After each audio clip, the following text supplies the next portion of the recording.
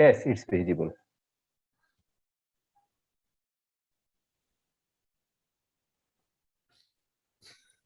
In today's talk, I'll be presenting on the response of existing underground metro tunnels to new construction activities.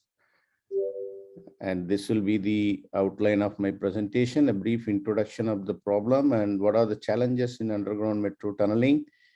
And then especially what is the need for the present investigation, which includes model experiments at the laboratory scale, and then the results through experimental investigation that we have obtained. And we have carried out the finite element analysis for the model test as well as the prototype dimensions. So the finding from the finite element analysis for a prototype conditions also will be briefly summarized. And coming to the introduction, we all know that how metro rail projects have become major mode of urban transport in the country. And if you see the global data, China is topping in terms of the total running length of the metro. And India projected length is somewhere 3,000 plus kilometers. So we will be the second top in the world actually. Currently we have about 678 0.48 kilometer running length, somewhere in the fourth position actually. So we can understand how important it is, which includes the elevated corridor as well as the underground stretch of it. So if you come to the Indian scenario, as of 2014, we had metros in 22 cities, currently 31 cities in which metro projects are being actually executed. So government is really pushing very much on the urban transport mode actually. So what are the challenges? So when we talk about the underground tunneling, which actually have to go below the ground, and it may be going very next to the existing building or right below the building as well. So we need to worry about what would be the effect of the tunneling on the existing building safety. So that is what some of our experts have spoken in the earlier keynote lessons or sessions also. So the safety of the surrounding building, we need to be kind of, evaluated as a part of the design of underground construction of metro. And for which the building, assessment as well as the building safety analysis, are available. Detailed guidelines are available. And we have been successfully able to do that as a part of the execution of, metro construction. But on the other hand, you see these metro have become, a major point of attraction, and a lot of infrastructure development happens, close to the metro alignment. So therefore, a lot of new constructions occur close to that. And if these new constructions are supported on shallow foundation, which requires, maybe 2 to 4 meter depth, perhaps they are not going to have significant effect on the underground metro tunnel, which may be lying at a depth of about 10 to 30 meter. But these days, we grow vertically, so we try to go for 2 or 3 basement. And in such cases, certainly your depth of basement, depending on the number of basement, can become even few 5 meter to 20 meter in case of 5 basement actually. So in such cases, certainly it is going to come in the vicinity of your existing metro. And the effect of new construction activities on the existing metro tunnels have not been investigated rigorously. So that is where IIT Delhi took up this problem as a research project, and we got a funding from DST. So basically, while we design the metro, we'll have to see what happens to the bearing capacity of the raft when the tunnel is present adjacent to it, what would happen to the settlement behavior, and what happened to the safety of the existing metro tunnel. So these are the issues we need to address if you do any new construction activity adjacent to the metro alignment. So we have taken up experimental as well as numerical analysis. Currently, we are also working on developing an analytical solution, and we are working on the effect of basement raft construction and loading on, as well as the pile foundation loading on the existing tunnels actually. So we are in the process of developing design guidelines. Partly we have developed something, and we are further doing it for the pile foundation. So the problem which I'll be presenting today is the effect of basement raft foundation loading on the existing tunnel. So we have a basement, it could be 2 or 3 basement as you see below the ground level, And then, in Delhi, there are, 20 plus stories is very common. So we have considered a scenario of, 20 stories above ground level plus 3 basement, and the geometry distance between the tunnel and the raft, the clear distance X was varied, and subsequently, the other cover depth was also varied, both in the model testing as well as in the numerical analysis. So coming to experimental, 1G testing, so we need to scale down the, conditions. So in prototype, we know tunnel lining is reinforced cement concrete. And in model, we have to simulate, sensitive strains on the tunnel lining. So therefore, considering the flexibility factor to be maintained, we had gone for a HDPE pipe. And in prototype, it is Delhi silt, but we have chosen Yamuna sand, and both of them have similar angle of shearing resistance, in terms of engineering behavior. And the basement raft is typically RCC, and we have gone for steel, and appropriate scaling has been done for sheet pile wall. Typically steel is used, and we have gone for steel. And these are the properties that we have measured in the laboratory. And these are the properties of the HDPE and the steel that we know. These are commercial properties. And these are the scale factors that we obtained. Scale factor of 40 is used for different parameters actually. And the load on each floor have been obtained about 10 kPa load. And this load is applied in the experiment as well as in the numerical analysis. So of course, for the number of stories that we have considered, we have actually structurally designed the raft dimensions and the retaining wall dimensions. And after the design of prototype, we have obtained the scale dimensions of the, the raft and as well as the retaining wall thickness, so that, the boundary effect is minimized in the laboratory scale experiments.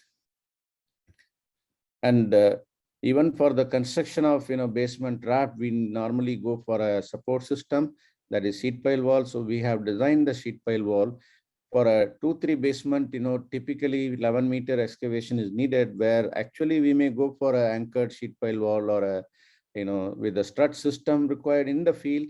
But then, we have gone for cantilever, because in the model experiment, we don't actually require a strut and all for a scale down, depth of the raft actually. So therefore, for having similar conditions, we have analyzed the, the 11-meter excavation with the cantilever wall only, and the same has been scaled down for the model actually to have a exact conditions actually. So this is the experimental setup that we have designed, a large size tank, and involving a tunnel excavation system through a hydraulic jack. And then the sheet pile wall and the raft, was placed adjacent to the tunnel element. And the distance between the raft loading and the tunnel alignment was actually varied in the experiment. And this is the instrumented tunnel lining. We had placed strain gauges both in the circumferential direction as well as in the longitudinal direction at the central line of the raft loading, and also away from the central line of the raft loading, just to see, whether the effect is diminishing in the longitudinal direction. This is the tunnel excavation system that we have designed with the help of the hydraulic jack. And while before placing the basement raft, we need to have an excavation using the sheet pile wall system. We have obtained, it is a driven followed by the excavation. A sequential method was followed. For each stage of penetration, what is the wall penetration required below the dredging level that was actually obtained, and correspondingly, excavation followed by driving was actually ensured. And finally, the required depth of, excavation was achieved. This is the way we do it. And finally, we place the basement retaining wall and the raft system inside. And then when you parallelly withdraw gradually, and there is a backfilling is done, which is again compacted to the same density of the surrounding soil. So this is the typical results, I'm just showing, and we can see that this is the length of the tunnel, and this is the central line of the raft, and the raft dimension is somewhere here up to this.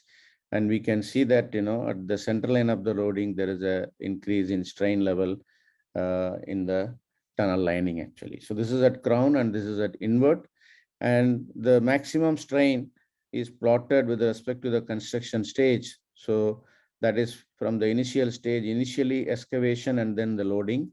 And you can see continuously the strain is increasing with respect to the construction stage. And this is model test result. Therefore, we may not be able to draw a quantitative conclusions, So this is only a qualitative results, which will be useful for verifying our numerical model. So we have carried out the numerical analysis for the identical model test conditions, and we have compared the strain profile that we obtained in the longitudinal direction for both circumferential as well as longitudinal strain. And this one shows for a circumferential strain. A fairly close match is, obtained. Of course, we did analysis considering Moore-Coulomb model as well as hardening soil model. And hardening soil model tend to give, more close prediction compared to the measured data actually. So this is with respect to the construction stage. We can see that, it is falling in the same, bandwidth, indicating a fair match actually. So subsequently, we did a parametric analysis for a prototype conditions by varying cover depth ratios, number of stories, that is up to 20 story, and number of basements. Even the size of the raft foundation from square to rectangle, and their orientation was also varied, and of course the distance between the raft and tunnel. Of course, before going to the parametric study, sensitivity analysis was carried out, and by using 10 noded tetrahedral elements. And typical mesh, you can see how many number of elements and nodes. Consumes a lot of time in analyzing one model. So we did carry out initially 2D analysis and subsequently 3D. And this shows the mesh of the 2D model. And this is the results obtained from the 2D finite element analysis. And you can see that in excavation stage, the displacement is increasing. And down the line, when you increase the load, there is a up to the contracting load, it reduces to 0. Then again, when the subsequent floor load increases, you can see the displacement increases. The maximum displacement permitted by Land Transport Authority or the building department is either 15 mm or 20 mm. You can see both in the excavation stage as well as in the structural loading stage, the total displacement of the tunnel lining is exceeded actually. So that indicates that we need to worry about the safety of the existing tunnel lining whenever we do some new construction close to it. So this is happening to all levels along the circumference of the lining, invert and springing levels. And we can see here clearly the Moore-Coulomb model and the hardening soil model results indicate that the critical distance is somewhere around 1.5 times, or 2 times the tunnel diameter, below which only it is clearly less than that. And similarly, for the raft loading stage, you can see that strain level is increasing beyond the ultimate tensile strain that is permitted in the reinforced concrete. You can see 150 micron. So here also, with respect to strain level, you can see 1.5 times the tunnel diameter becomes the critical distance. And we also looked at what happens to the bearing capacity of the raft foundations because of the presence of tunnels. So as expected, tunnel being a very stiff member, the bearing capacity has actually increased. That means for a same settlement, you can see that the load carrying capacity increases. But then we will have to see what is the permissible settlement and correspondingly what is the load up to which we can apply. So the allowable bearing pressure is found to be around 275 kilonewton. We have applied only 20 story so that it does not soil does not fail in bearing failure. So we have limited number of stories based on this bearing capacity analysis.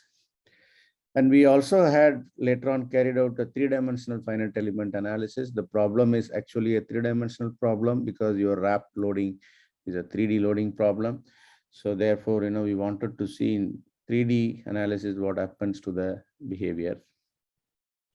And we have varied several parameters, and the 270 models were actually analyzed, and then the results were obtained. So I'm only presenting some of them because of the time constraint. So you can see in 3D analysis also, the displacement, total displacement exceeded the limit specified by the Land Transport Authority, that is 15 mm actually. And you can see this is along the length of the tunnel lining, wherein you can see that the up to 5 times the tunnel diameter on either side the central line of the raft foundation, it is exceeding 15 mm, but only at about 12 times the tunnel diameter on either side, it becomes negligible actually, the total displacement. You can see how long, the distance along the length of the tunnel, it can have an effect actually. So again, when we talk in terms of total displacement and the strain is actually diminishing at a relatively, short distance itself.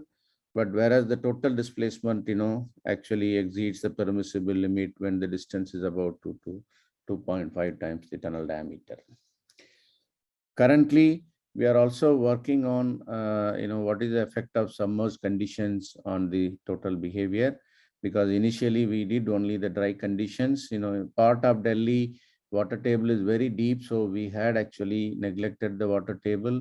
But some part of Delhi in Trans-Yamuna River region, so the water table is really close to the surface. So we are actually currently focusing on the effect of submerged conditions. It's a lot of challenge, while simulating the submerged test conditions in the laboratory. So currently the experiments are actually, close to completion. We are analyzing the data. So very soon we'll be also able to talk about what is the effect of submergence on the tunnel response due to the adjacent construction. So just to summarize, the tunnel lining is found to be significantly affected by the excavation and loading, both across the tunnel lining as well as along the length of the tunnel.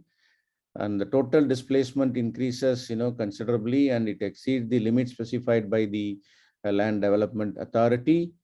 And in model tests, the circumferential strain is found to be more than the longitudinal strain. So that means, more effect is, along the circumference only. And at closer distance between the raft and tunnel, the excessive strain on the lining is exceeding the limit specified by the, codal provisions. So we need to worry about, because if there is a small crack developed due to exceedance of strain, so then it is not going to have an immediate problem, but gradually there can be a water ingress and it can further deteriorate the lining, quality, and that is certainly going to have a long-term implication on it. So therefore, wherever such scenario is, expected, close constructions are anticipated, we need to predict, what is the anticipated effect, and then we have to have a monitoring program. And then, if there is a strain level is alarming, then we need to have some remedial measures actually. So the critical distance, from our study is coming out to be 2.5 times the tunnel diameter from the edge of the, tunnel to the raft foundation. And along the length of the tunnel, we found that effect is diminishing beyond 12 times the tunnel diameter, but it is very significant up to 5 times the tunnel diameter. And especially with respect to the raft orientation, we found that in case of the rectangular raft foundation, if you place the larger dimension of the raft across the tunnel instead of placing along the tunnel length, then you will be having relatively less effect actually. So if you place the longer dimension parallel to the tunnel length, then your most of the length of the tunnel stretch is likely to be affected by the loading conditions. So I would like to thank SERB DST for the funding, to this sponsored project. And there are 3 research scholars, who have graduated. 2 of them graduated. 1 is currently working on the effect of submergence. And some MTech students were also working on this project. I thank all of them, and also my colleagues, Professor KG Sharma and Professor GV Ramana, who are involved in this project actually. And the technical staff's always there to help us in the laboratory scale model testing work. So I would like to thank my staff colleagues at IIT Delhi. Thank you very much. I'd be happy to discuss if there are